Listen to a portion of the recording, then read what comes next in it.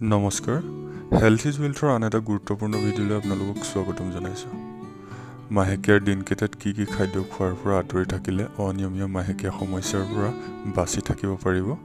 তাৰ বিষয়ে আজি ভিডিঅ'টোত আলোচনা কৰিম যদি আপুনি মাহেকীয়াৰ সময়ত অসহ্য বিষ আৰু ইয়াৰ লগতে মাহেকীয়াৰ আন সমস্যাসমূহত ভুগি আছে তেন্তে মাহেকীয়াৰ আগতে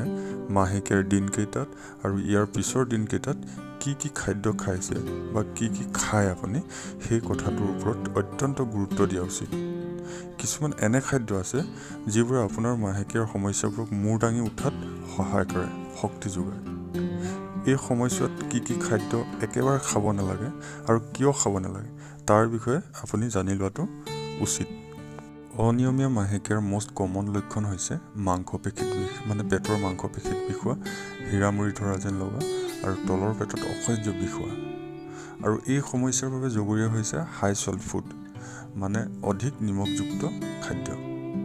অধিক নিমখযুক্ত খাদ্য খালে অসহ্য বিষ বা মাস্কুলাৰ ক্ৰেম্পছ আদিয়ে যে হয় তেনে নহয় ইয়াৰ লগতে মাহেকীয়াৰ সময়ত আপোনাৰ পেট ফুলা বা পেটৰ আন সমস্যাৰো সৃষ্টি হ'ব পাৰে গতিকে এটা সুস্থ পিৰিয়ড চাইকেলৰ বাবে আপুনি পিৰিয়ডৰ আগৰ পৰা পিৰিয়ডৰ 7 দিনলৈকে পাপৰ আচাৰ চাটনি নিমখীয়া বাদাম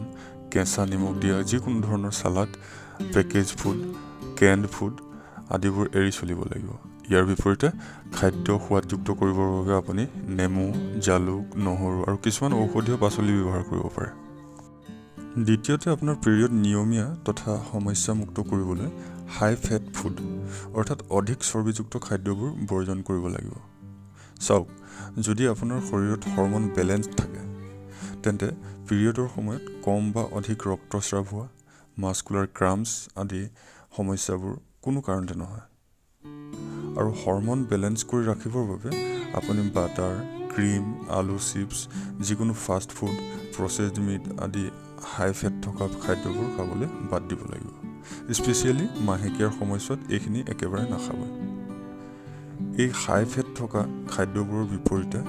বাদাম বুট মগুমাহ মচুৰ মগু দালি মাকৈ আদি খাদ্যবোৰ খাব লাগে এইবোৰে মাহেকীয়া সমস্যাৰ অশান্তি দূৰ কৰাৰ লগতে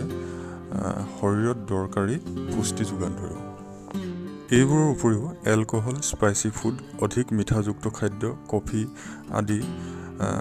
যিবোৰে আপোনাৰ পেটত অধিক গেছৰ সৃষ্টি কৰে সেইবোৰ আপুনি মাহেকীয়াৰ সময়ছোৱাত এভইড কৰিব লাগিব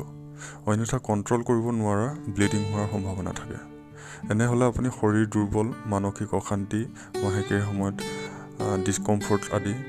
সমস্যাত ভুগিব লগা হ'ব লগতে আন এটা কথা আপোনালোকক জনাব বিচাৰিছোঁ যে মই যিখিনি খাদ্য আপোনালোকক এভইড কৰিবলৈ ক'লোঁ সেই খাদ্যখিনি আপোনালোকে এভইড কৰাৰ উপৰিও যদি আপুনি ডেইলি ৰুটিনত যোগাসনক এড কৰে মানে ডেইলি যদি অলপ আপোনালোকে যোগাসন কৰে তেন্তে মাহেকীয়াৰ লগত জড়িত যিকোনো সমস্যাৰ পৰা আপোনালোকে আঁতৰি থাকিব পাৰিব আৰু মাহেকীয়াৰ লগত জড়িত যিকোনো সমস্যা দূৰ কৰিবৰ বাবে মই এই চেনেলটোতে কেইবাটাও ভিডিঅ' দি ৰাখিছোঁ যিসকলে চোৱা নাই তেওঁলোকে চাই ল'ব আৰু বিধানসমূহ মানি চলিবলৈ চেষ্টা কৰিব আশা কৰোঁ আপোনালোকে সুফল পাব আজিলৈ ইমানে ষ্টে হেল্ডি জয় অসম